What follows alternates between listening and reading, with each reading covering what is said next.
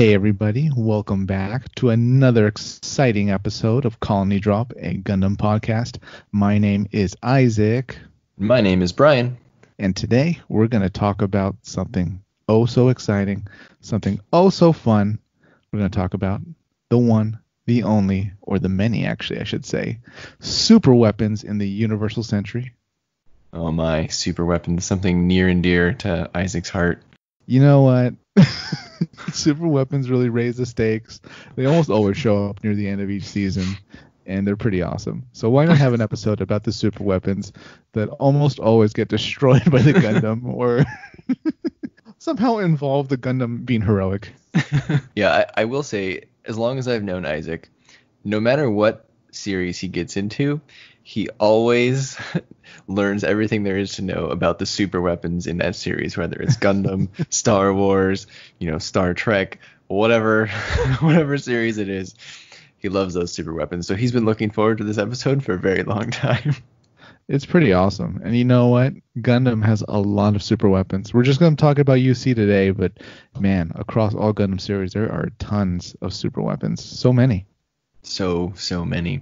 So how do you think we should do this? Should we go in any sort of order, or what do you think? I almost feel like we should just go across the timeline in the UC. So from the first super weapon onwards. All right. Yeah. Why don't you start us off? I would say the very first super weapon in Gundam Universal Century, Mobile Suit Gundam 0079, it would be a colony drop, right? I mean, that kicks the ball rolling, Absolutely. It would be Operation British. The first one dropped on, or I'll say accidentally dropped on Sydney. They were they were maybe aiming for something else. They were aiming for Jabra, but it broke up and missed a little bit. Yeah, I still can't believe it took out half the world's population.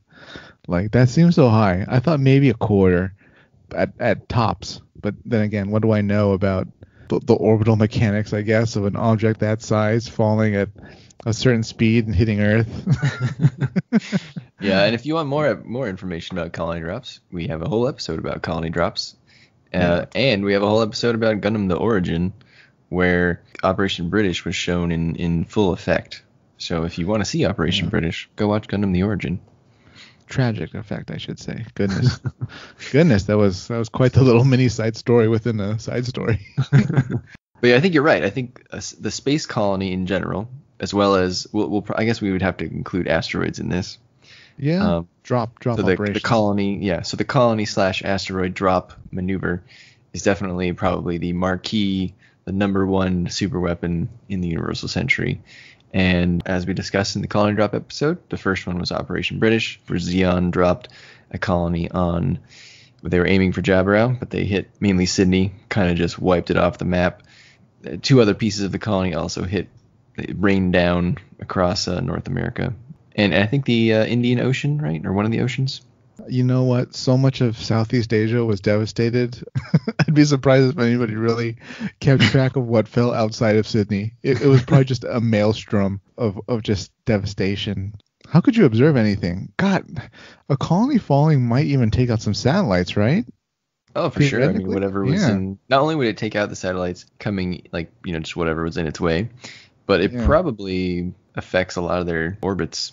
Yeah. When it's coming in, probably screws them all up and throws them into a tailspin. I wouldn't be surprised if most satellites get screwed up by a colony drop. I hope the Universal Century doesn't depend on satellites like we do. I think they do. At least to an extent, because we see some. Oh, maybe I'm remembering wrong. Maybe it's just a weapon. Maybe Minovsky particles solve that too, like they solve everything else. That's true. God, Minovsky particles do anything you want. They can dissipate beam weapons. They can help your engines. They can shield you. They can. I think they're also giving you power from the reactors, right? Oh yeah, they make your beam weapons. They deflect your beam weapons. Minovsky, he had no time off.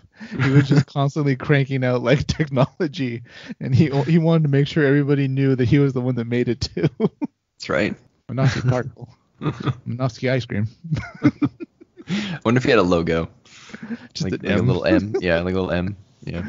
Just a red M. What was the next colony drop, Isaac?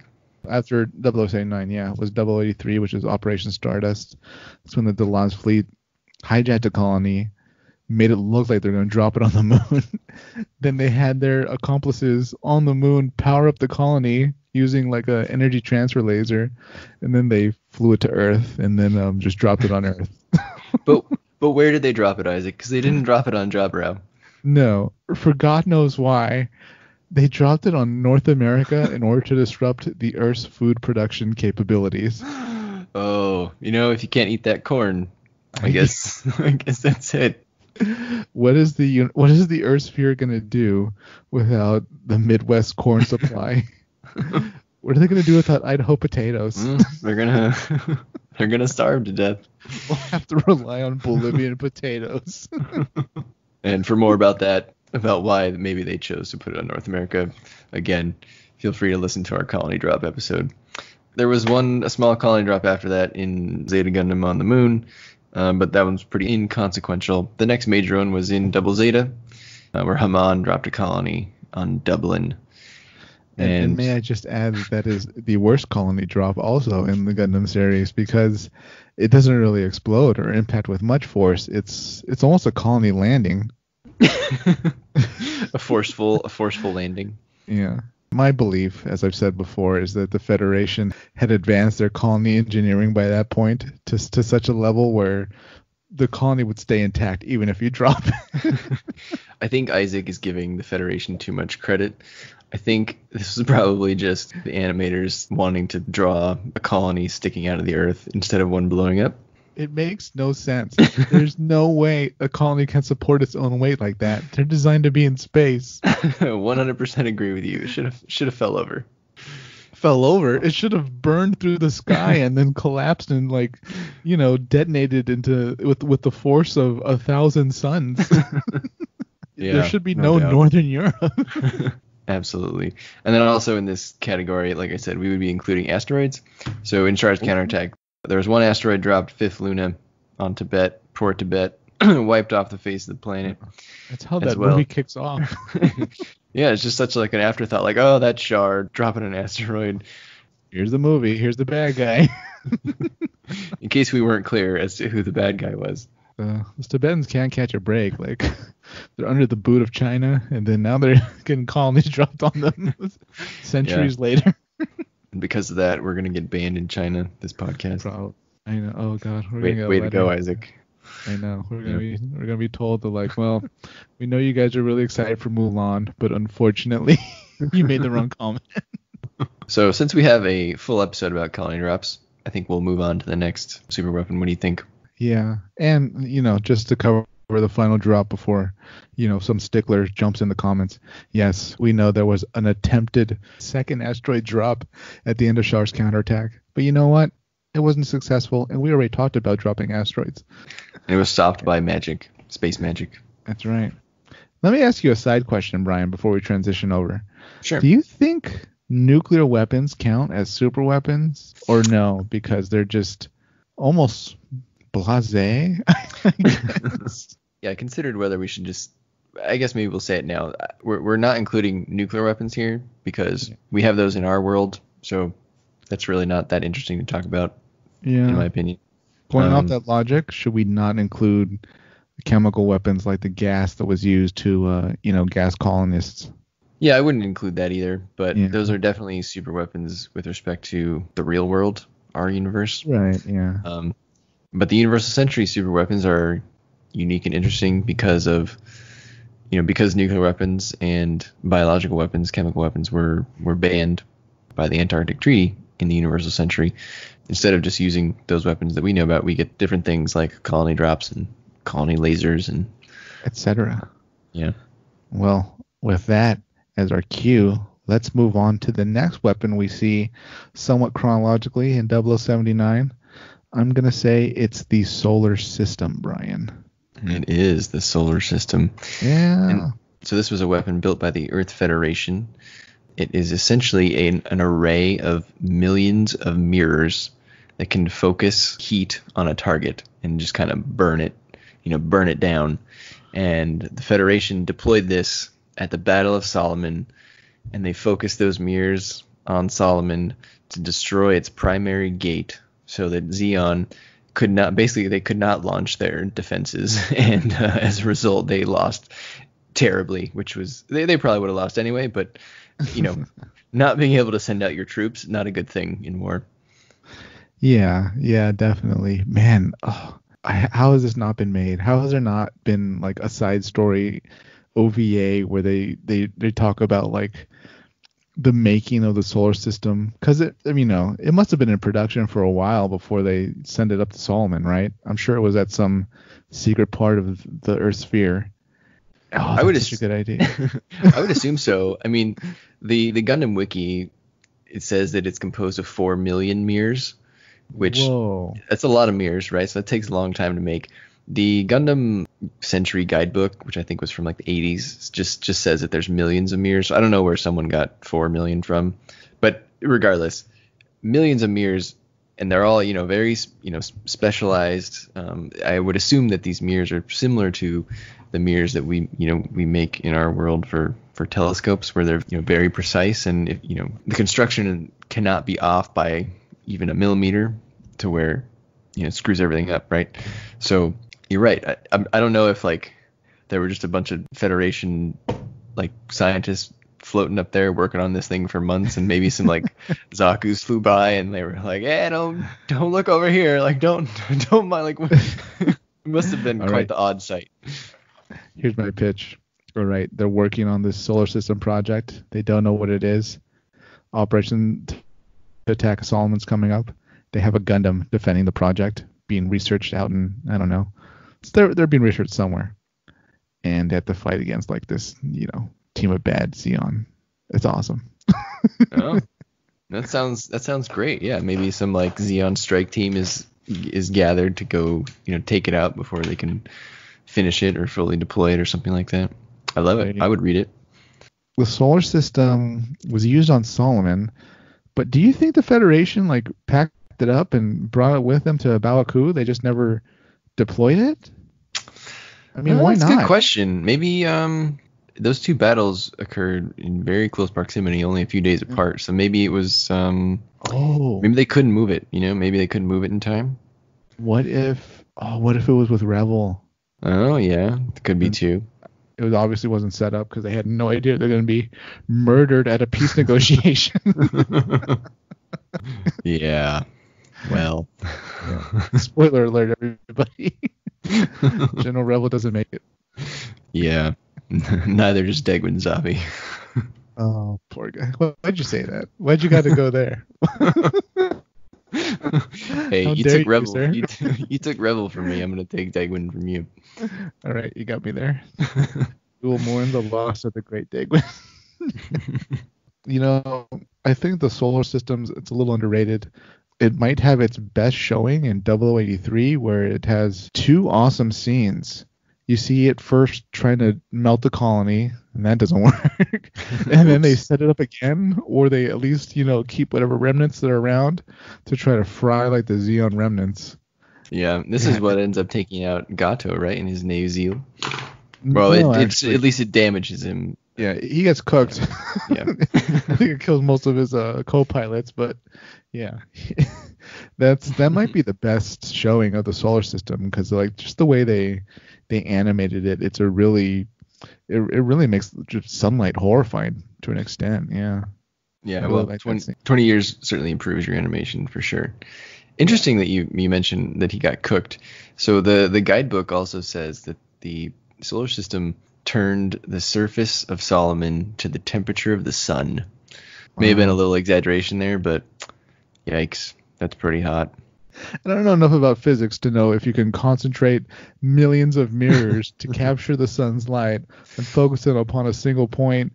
Could it theoretically reach close to the temperature of the sun? I mean, I don't know. I mean that there's certainly a point of diminishing returns, right? Yeah. Even if you get it to like a quarter of the temperature of the sun, I'm sure it's going to result in about the same effect. Yeah, this is clearly Federation propaganda. And the one intimidate space noids. The one in 0083 we should mention it's actually a different solar system. It's much smaller than the original solar system. The wiki says that one is only composed of, I think, 400,000 mirrors. So a little smaller, but maybe more maneuverable. Maybe that was their goal. Well, that makes sense, right? Because they kind of threw it up in a hurry. Even though the whole conspiracy was that they knew this colony drop was coming, so theoretically they could have had a solar system the likes of which has not been seen. Right? Yeah, I mean maybe they were slacking. Made it it could have been so massive that it would have been such a propaganda win. But those proto-titans were just screwing up from day zero. Yes, that's an interesting point. I wonder what happened to the solar system. Was it destroyed? I don't recall. The original one, I mean, with our millions of mirrors. It was clearly retired or disassembled to an extent and then just upgraded into the solar system 2 we see in 0083. Could be, yeah. But you know what? Solar system, underrated. I always like seeing it, and it's fun to watch. Yeah, I think it's a really cool visual, right? Because it's one thing if we'll get to the colony laser in a bit, but I just think it's a very interesting visual.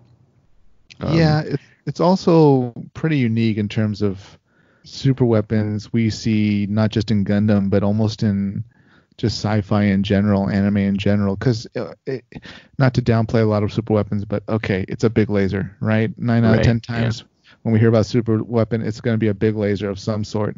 The solar system, though, was something that's almost feels more real, almost more practical in real life. We all know that you can, reflect light off a mirror and blah, blah, blah. There's some precedent for it to an extent.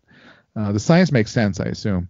But, the solar system, I would actually like to see more, right? Why can't we see more solar system? Bring a solar system 3 in any upcoming UC. And we're here. We'll write your solar system side story that I just outlined. Solar Gundam. Oh, it's a Gundam that unfolds like its own little solar system backpack. Yeah. Oh, there you go. Apollo Maybe it's Gundam. Wow. Maybe it's powered by the solar system. Well, wait. They're gonna boot up the solar system and point it at their own Gundam. Well, maybe it's doubles as not only a focusing the heat, but it's also receiving it, right? So maybe in the meantime, it's charging this Gundam. And you know what? In the side story, there'd be a scientist that would explain that, maybe the mentor scientist or the love interest.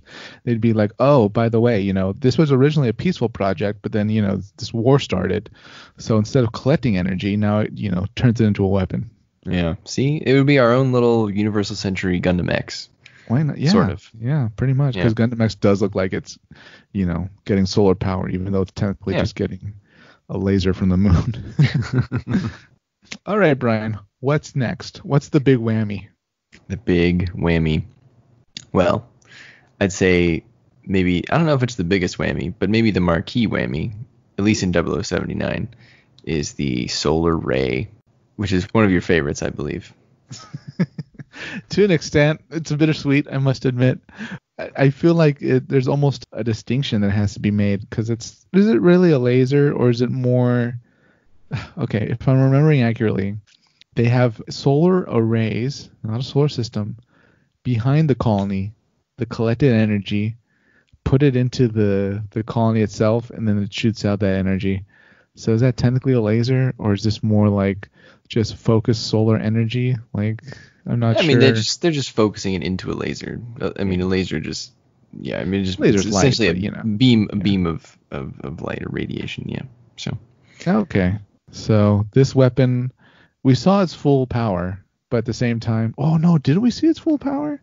He fired it early, right? So it wasn't even at maximum power. Yep. Girin's blunder. Yeah, so I guess if we back up a little bit, the solar ray is the first iteration of a colony laser, which is basically a hollowed out space colony from the Universal Century. Imagine they took that colony and turned it into a laser barrel, like a giant laser gun. And the first one was created by Xeon, by Girin Zabi in 0079, with the intention of firing it on the Earth Federation.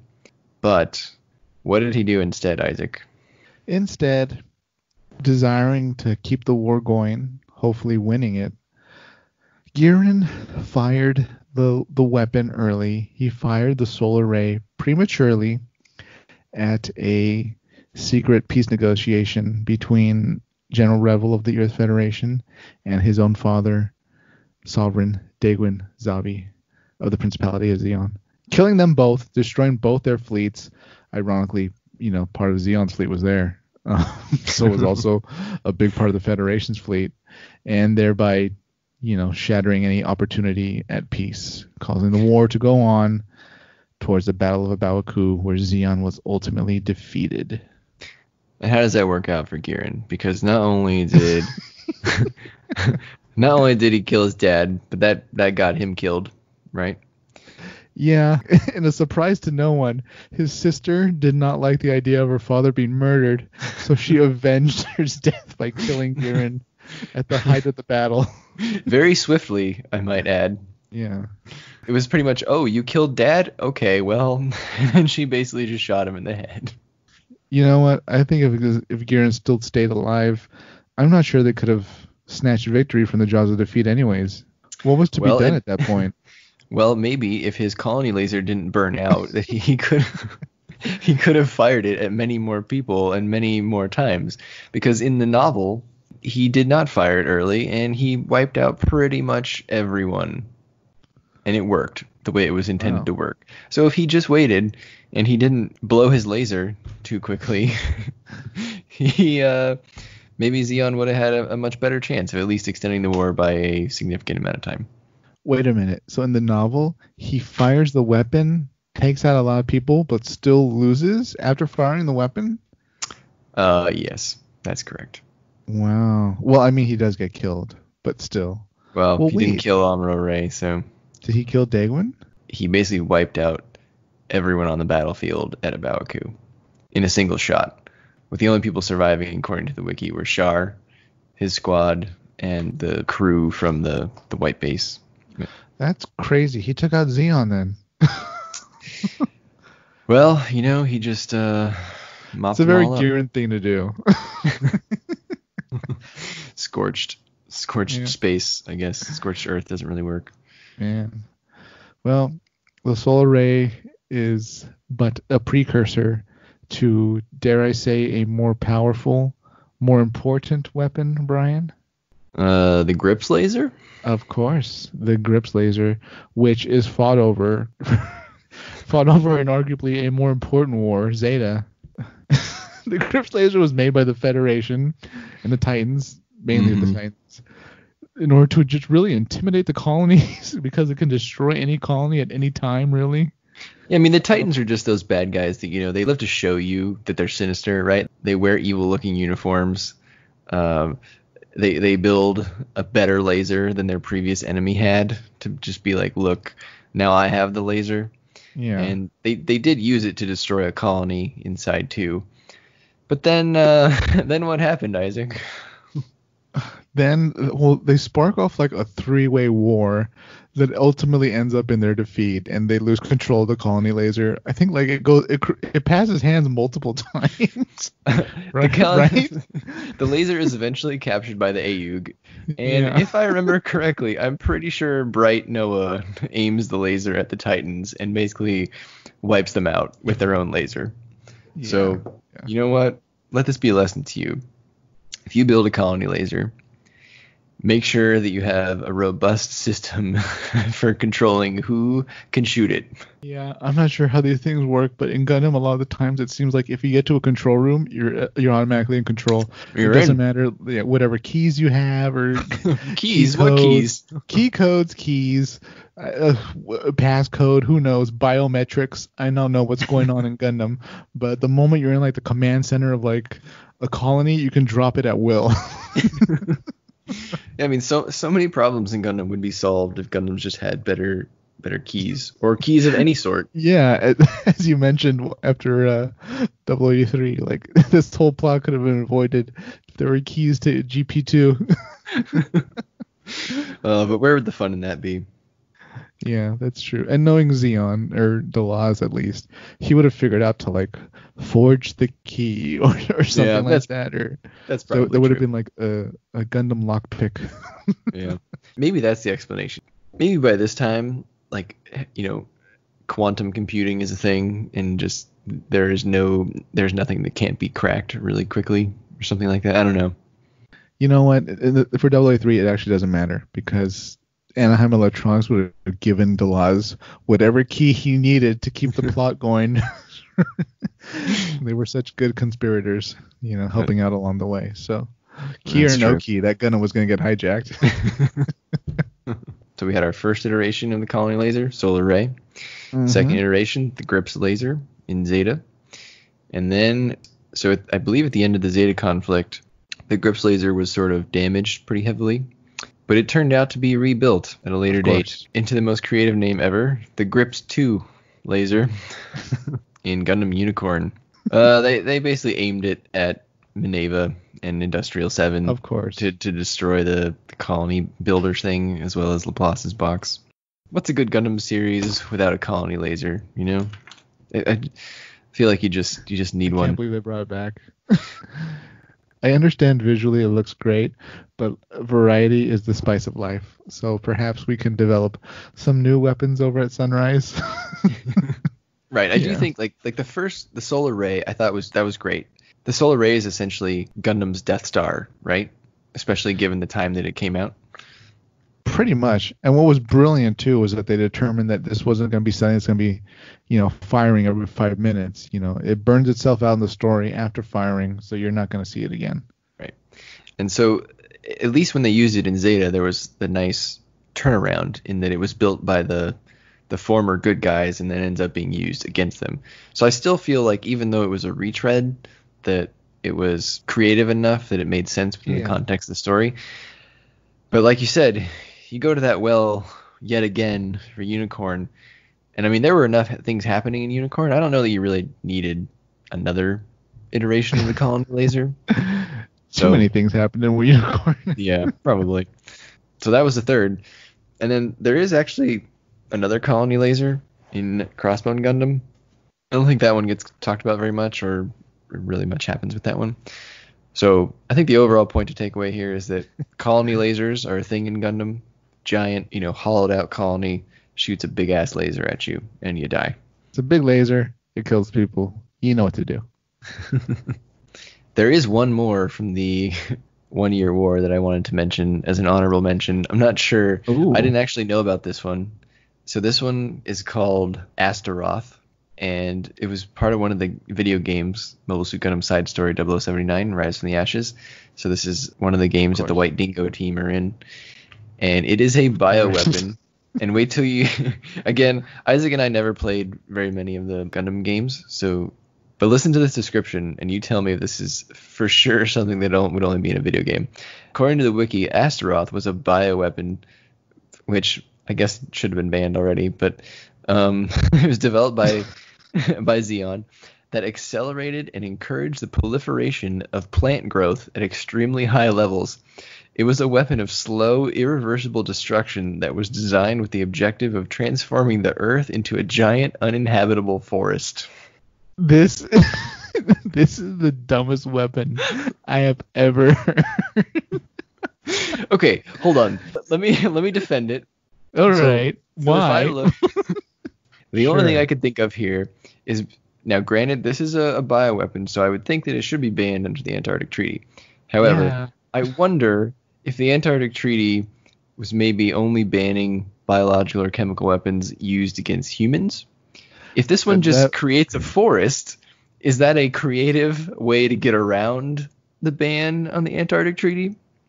I mean, possibly. Maybe Xeon's, mental or legal gymnastics were that, it's actually not a weapon. This is like, a plant advancing growth formula or something. Maybe that was their argument, but at the same time, this isn't so much a weapon, though. Even if it does speed up plant growth, that doesn't make the world uninhabitable. That might actually help certain ecosystems, right? Yeah, I would think as long as it's, a decent form of tree, right? I don't know. I guess maybe it affects all trees. I'm not really sure, but yeah, I would think that the Earth at this point in the universal century has been just ravaged by colony drops. The climate is terrible. It probably could use some more trees. So the Federation, the Federation learned of this. They might like request it from Xenon. Oh yes, could we get more of that? We'll buy it from you. But yeah, no worries though, because the White Dingo team destroyed the virus sample. So we're good. Yeah, we have that B team running around, stomping out these tiny embers while a roaring wildfire rages on the other side of the mountain. Well, they needed those GM Sniper 2s to take out this weed maker. Have to stop the 4 Zaku 1s protecting the bioweapon lab. Oh, any more super weapons you wanted to mention before we head to later UC? None that I want to discuss that had to deal with this time period up through from 0079 to a Double Zeta. So I was going to give an honorable mention to the Opsilus, just because it seemed like it had a really big cannon, but I didn't really know where to draw the line between what's just a normal mobile armor and what's one that could be construed as a super weapon. I don't know. That's true. It rivaled or was bigger than the Big Zom, and they both had mega particle cannons, I believe. Yeah, it fits as an honorable mention, but again, technically it's just a mobile armor. Yeah, it's just a mobile armor with a big gun. So yeah, I mean, the Valvaro has a big gun too. Yeah. What's the next one you want to talk about? The next one I want to talk about, and Brian, you can pump the brakes if you want and say that's not a super weapon, Isaac, is the bugs from Gundam F91. Ooh. If you recall, the bugs were a weapon created by the Crossbone Vanguard, mainly by Kurozo Rona, Iron Mask, to wipe out the colonies, or at least wipe out anybody that I guess would be deemed an enemy of Cosmo Babylonia. The bugs came in sort of two forms, two sizes. There was the large, almost mobile suit size form, maybe even a little bigger, that was just a massive spinning, buzzsaw type circular purple blade looking machine. And that would deploy smaller bugs that were almost dinner plate size, car tire size, something like that. And those were designed to actually hunt down humans that were hiding in the bunkers inside colonies. So their size gave them an advantage, and they could fly and fit in very small places. When they'd find people, they'd detonate. It's very effective, very terrifying when we see it in use in Gundam F91 towards the end. To an extent, it's not so much a super weapon as it is, I guess, an automated atrocity, an automated genocide. But at the same time, I felt like it, at the very least, deserved an honorable mention, since this is designed to kill a large number of people, and it's a weapon. Ergo, it's a super weapon. Oh, I think that absolutely qualifies as a super weapon. Okay. And wow, It's been a long time since I thought about the bugs from Gundam F91. That one did not even occur to me. Yeah. But you're absolutely right. That's totally a super weapon for sure. Yeah, I'm wondering though, like, it seemed like there were limits to their use. Like, you almost had to secure the area you were going to use them on, and then you can deploy them. Like if a Federation fleet showed up, they couldn't throw a bunch of bugs at them. I think the fleet would have been largely okay, or have acceptable losses fighting the bugs. Yeah, but I mean, just in general, their goal is to inflict massive casualties, right? So I think that qualifies as a super weapon. It would give them the benefits of nuclear weapons, biological weapons, without, I guess, the the nasty side effects, so to speak. There wouldn't be any radiation, there wouldn't be any lingering chemicals, but they would have killed anybody that wasn't really part of Cosmo Babylonia or anybody that was resisting. Oh, that's terrifying, especially with the name The Bug. Yeah, I thought that's such a weird name. I mean, it doesn't really go along with, Crossbone Vanguard at all. Maybe they called it, like, I don't know, Skullcatcher, I don't know, something like that. It would have made more sense because, had a crossboner. I don't know. Watch out for those crossboners. Yeah, here they come. Well, gonna get inside the colony. You know what they remind me of are the Plumas from Iron Blooded Orphans. Oh, yeah. Yeah, they have the same mission, like seek out humans and destroy them. Yeah, same color almost too. Yeah. And the Plumas even look like bugs. The bugs don't, but they're called bugs. Kurozo Rona was a troubled man.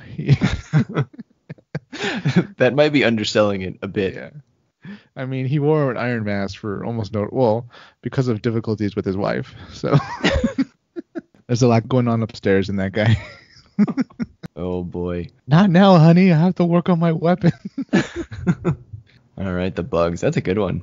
I didn't even think of that one. I figured it was worth a mention at least, Let's poll the audience. Do you think the bugs from F91 are a super weapon or not? Comment below. I vote yes. Yeah, I vote yes too. But you know what? If you don't think so, I want to hear from you. I want to hear your argument. Type it out. / reply. And give us your version of what happened between Iron Mask and his wife. What drove a man to put on an iron mask for, dare I say, years of his life and then build a swarm of automated killing machines? All right. The next one I have on my list is the keyless Guile from Victory Gundam. What do you remember about the keyless Guile, Isaac? It's been so long since I've quickly went through a poor quality subbed version of Victory Gundam. But if I remember this, it's a glorified particle cannon. All right. You know how we have those particle cannons here on Earth that they use for research and physics and all that? Well, the Zanskar Empire decided to turn one into a weapon. And they put it in space. And I think the plan was they were going to bombard Earth. But yeah, it's basically a satellite cannon that they would use to shoot Earth. Yeah. But I don't think they get that far because the heroes managed to wisely, in a big reversal, I guess, this doesn't happen that often in Gundam, they steal the weapon and they turn it against the bad guys. They do.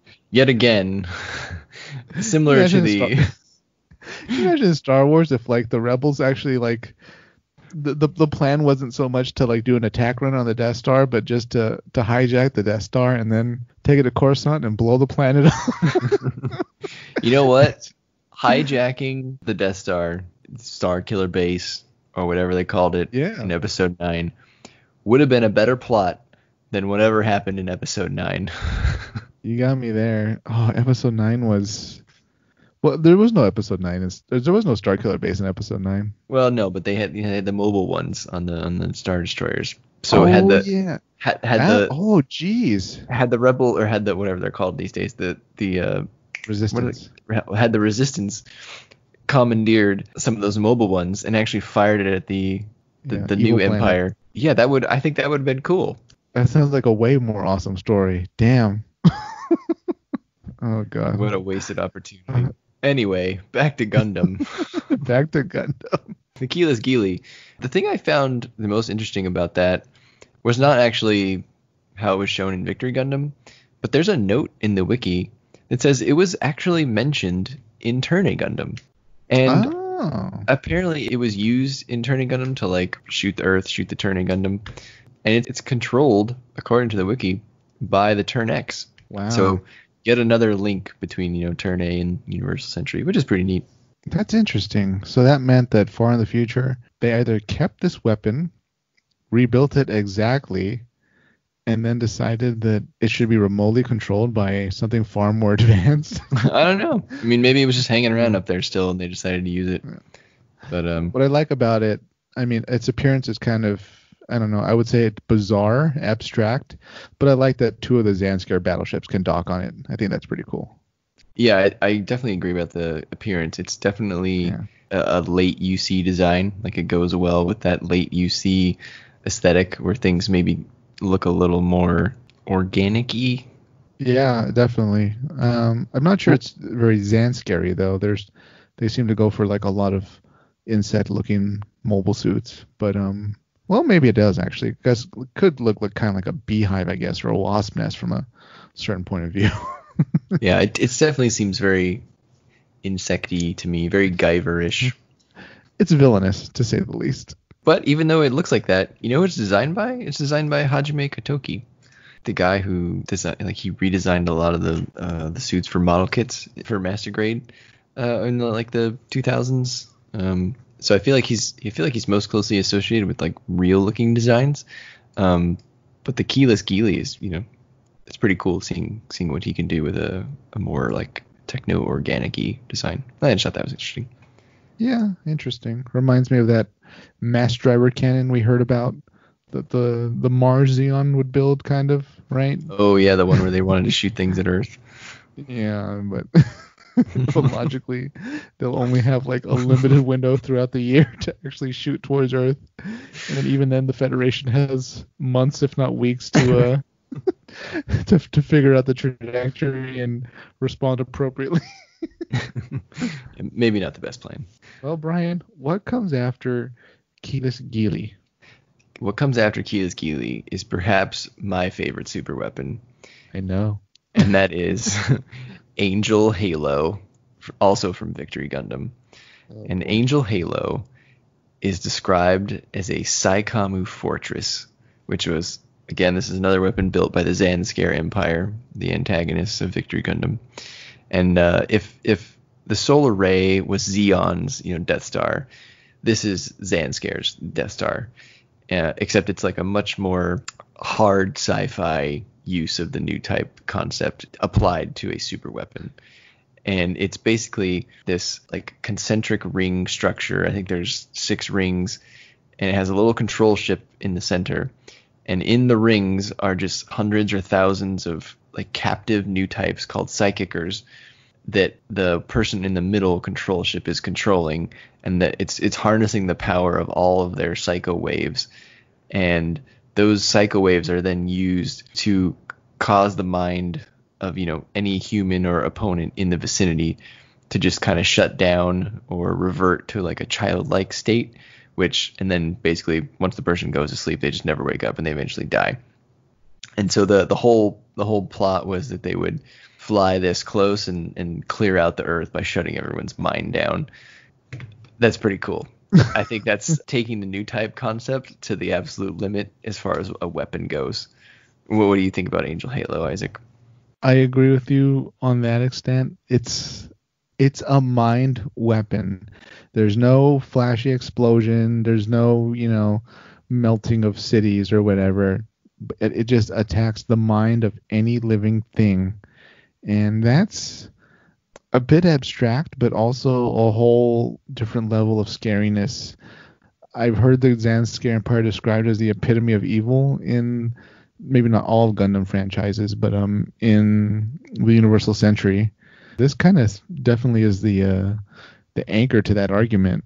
Man, it was designed to wipe out all life on Earth. Well, all sentient life on Earth. Let me just say that. So, God, what a devastating weapon. It would work on all living things, I read. All living things that had brains. That means animals. As you can see, Isaac is very broken up about, what's going to happen to the squirrels and the dogs. The cats. The cats are my concern. But let me just throw in let me throw in some Zeon propaganda. Say what you will about Zeon. We weren't going around killing animals, all right? We weren't shutting off animals' brains and making them regress into their childlike or, baby or puppy or kitten-like, original selves. Yep, that's where Giran Sabi drew the line. Cats. Yeah, he'll cook his own father, but he's not gonna kill every living animal on Earth. Even he has limits. Yeah. Yeah, this thing is just terrifying. And as you can imagine, the only way to really defeat this thing would be to somehow, convince the person controlling it to kind of stop. And that's pretty much what they do in Victory Gundam. So that kind of worked out. That's what makes this thing cool to me, is that there's really no defense against it. I mean, I guess you could attack it with like AI or something that doesn't have a brain. I guess that would be a thing. But if you're a human, you really just can't get close to it because they'll just shut your mind off and you die. Yeah, I mean, do you know what the range is? Like, I mean, could capital ships be able to fire beam weapons, or by that point they're just too close? Actually, that would be useless, right? Because it's protected by a Zanscare fleet. So that fleet must have been Yeah, it won't go out there unprotected. I mean, it doesn't have any like guns on it, I don't think. But yeah, I mean, I assume it will be escorted by the fleet. So whoever's controlling it can clearly determine who to use it on, right? I mean, the fleet protecting them isn't going to be affected. They're shielded, I guess, or they're just not targeted by the system. Yeah, I mean, I think you would just be, not targeted by the person who's controlling it. I wonder how that made the fleet that was protecting it feel like. At Yeah. any moment, this person could like have a negative thought about you and then just regress your brain. One interesting thing that I found about Angel Halo, looking it up again after all these years, is they have somewhat expanded on Angel Halo a little bit. Ooh. Not really using it again, but apparently it was revealed in one of the later. So maybe our readers aren't familiar, but there's a series of manga that take place after Gundam F91 called Mobile Suit Gundam, or Mobile Suit like Crossbone Gundam, and there's been various iterations and sequels about Crossbone Gundam. There's been Crossbone Gundam like Skullheart, Crossbone Gundam Ghost, Crossbone Gundam Ghost Dust, or something like that. And one of the newest ones, which I think is Ghost and Ghost Dust, it is revealed that like the early plan for Angel Halo is once Angel Halo had sort of shut down everyone on Earth, that they found an extraterrestrial pathogen called Angel Call or Angel's Call that they would then release on Earth to eliminate humanity. And that pathogen basically turns everyone to like black goo, which is pretty disgusting, or black liquid. So again, this manga is only in Japanese. I'm not sure if anyone out there is scanlating it, but pretty cool. I don't know, something to think about. It's only one of the 3 instances of extraterrestrial life of some nature being in a Gundam series. So the other 2 being the space whale from Gundam Seed, which definitely a high point in that series, and and our favorite extraterrestrials from the Gundam 00 movie, which is definitely one of Isaac and I's favorites. This is an instance of extraterrestrial life in UC. Now, granted, it's a pathogen, not a sentient being, which I think is probably a good move. It's still bad though. It still shouldn't have been included. It doesn't make a lot of sense because they're using this bioweapon on corpses. Right. Well, maybe they just wanted him to die quicker. Also, it's like a useless bioweapon too. It just turns them into black goo. Like, what do you think a dead body turns into if you like don't touch it for weeks, if not months? It's gonna just decompose. Yeah. That's fair. This is right up there with, what was the Xeon weapon? Astaroth? Astaroth, yeah. It'll make your greens greener. This will make your corpses grayer. Yeah, so Angel's Call, would qualify, I suppose, as its own super weapon, as a bioweapon alongside Angel Halo. Just for the fact that it was a bioweapon on a global scale, yeah, I'll give it to you. But at the same time, I'm glad it wasn't included, or if it is technically included in the canon, I'm glad it's not addressed very much at all. It's the G savior of weapons. The manga that it's in, Crossbone Gundam Ghost, just ended in 2016, so it's pretty recent. Pretty recent ad. You know what? Crossbone Gundam is like so successful as a manga. Can we see it as an anime? Why not? That's an interesting question. So I was reading somewhere, someone was saying that Tomino owns the rights to Crossbone Gundam, like basically Sunrise Bandai. They can't just outright make an adaptation without, his blessing. So I'm not sure if that would ever happen. I'm not sure, one, if he would let them. I would imagine he would let them, but I'm not really sure. No one really knows like the rights situations, I would imagine, like the exact rights situations, for example, because they're obviously making Hathaway's Flash, but I don't know that maybe he already sold Hathaway's Flash to them a long time ago. I'm not sure what the case is on Crossbone Gundam, because I agree it has really cool designs, or at least designs that would be fun and definitely marketable from like a model perspective and anime perspective. But yeah, we've never really seen it, so I don't know. Maybe if Hathaway's Flash goes well and they look to the future, for that next 100 project, maybe we will get a Crossbone Gundam. That seems like a good area to go. What do you think? Yeah, I think so. And if they play their cards right, I know in one Crossbone manga, the enemy is, Jupiter Empire, Jupiter Republic, whatever they call themselves nowadays. So if they're keeping with that story, spoiler alert, sorry, blah, blah, blah. If they're keeping with that story, they'll ultimately reveal that Jupiter has been behind every attempt to overthrow the Earth Federation, more or less. So they've been the puppet masters behind the strings. I'm not sure if that's a wise decision, if that'll somehow take away a lot from, Xeon's story, Maneva, Char, Full Frontal, Zanscare, and Crossbone Vanguard itself, or if that's something that would propel the series towards, I guess it's next evolution for whatever next stories they have. Who knows where it could lead? So I don't know, but I'd be happy to see it.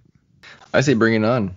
Do it. They've mined a lot out of that, period from 0079 through UC 100 or so. So let's see what we can get out of the next century. People love Crossbone Gundam design, so people love pirates. I'll say it's actually it's a little campy. It's bordering on maybe too much campiness, just how it looks. But man, is its capital ship awesome! It has like beam sails, doesn't it? I think you're right. It's been a while since I've looked up that ship. This manga has not been translated. You can't go buy Crossbone Gundam in the United States. So the only way to really read it is through some scans, and I think I have Crossbone Gundam laying around, so maybe we'll read it and talk about it. That could be fun. Yeah, why not? We'll find some fan translation, and then read it and decide what we think about it.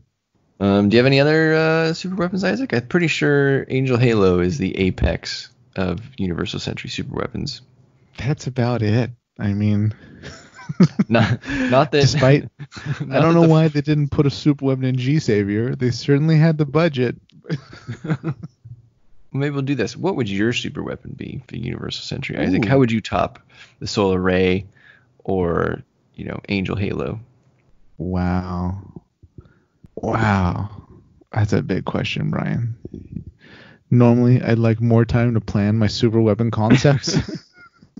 But off the top of my head, I feel like something we haven't seen in a while, or maybe have never seen, that might be interesting, would be some type of anti-moon weapon. I feel like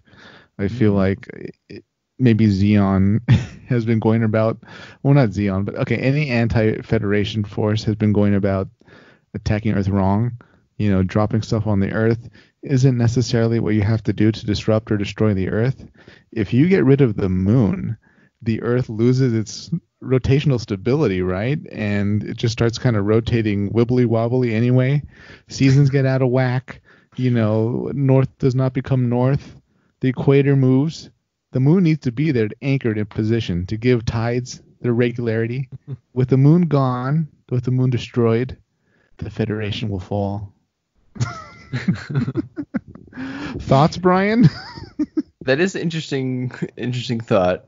There's certainly less defense around the moon than there is the Earth. Maybe they don't have to destroy the whole moon, but if they just modified the mass of the moon to a significant degree, that would certainly, negatively impact Earth. So yeah, we definitely haven't seen that. I say we shatter that sucker. Who needs the moon?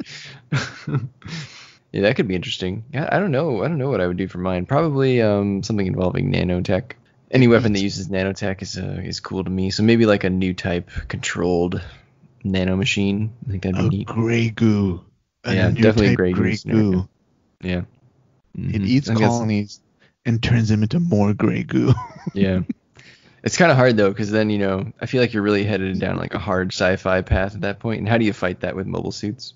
Well, the villain. I mean, clearly this is something used by the evil Gundam in the series, right? Yeah. You know what we call that evil Gundam? Gray Goondam. Oh, get out! And it looks like a gray Gundam, right?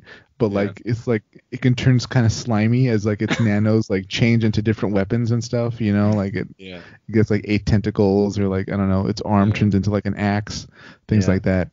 It's really easy to go overboard in that scenario, though, right? Like, what if the Goondam took over a colony and it like assimilated it, right? Because it's basically like the Phalanx from X-Men. Yeah. And then the Goondam could assimilate the colony and then turn the colony into a Goondam. So, that's the final battle. Oh, of course. That's what's gonna happen. It's gonna be like, you remember the Devil Gundam? Oh yeah, pretty much. It's essentially gonna be a replay of that, but like a more serious tone. Yeah. And how are they gonna kill it? They're gonna bust out the Grips 3 laser. They're gonna have rebuilt it again. Grips 4. They're gonna aim it at that sucker and fire away. No. They're gonna use like a super weapon, like McGangbang or something like that. They're gonna have a solar system with like, by this point like 5 million mirrors next to a solar ray, next to a next to a Grips 4, and then they're just gonna blow it away. Yeah, and then they'll deposit some Astaroth on it just in case. And maybe Domon Kashu will be there to show us that the real weapon is the power of love. That's right. That's how you slay Grey Goo. Would it be Xeon doing this, or like would this be like some? No, this has to be like far in the future. Yeah. Oh, okay. This is like post Gaia Gundam or something like that. Yeah. This has to be like after Reconquista. Maybe if you want to consider Gaia Gear in there, got to be after that for sure. This is some Turn A type stuff. Yeah, maybe this is the transition. Yeah, maybe this is the transition. Yeah, I was about to say, do we include Turn A? But technically, no, not yet. Okay. We'll save that. We'll save Turn A Gundam and Turn X for. That's a big debate. Technically, you could put Turn A in every timeline. Yeah, good for sure. We shall hold on. Well, I hope you enjoyed our episode about Universal Century Superweapons. Please leave a comment and tell us what your favorite superweapon is from Universal Century or from any other timeline. We will, presumably, Isaac, do a episode at some point about superweapons in other timelines. We definitely will. For the non-UC, remember to like, comment, and subscribe. And we'll see you next week for another episode of Colony Drop. And maybe the Gray Goondam will drop by. You never know.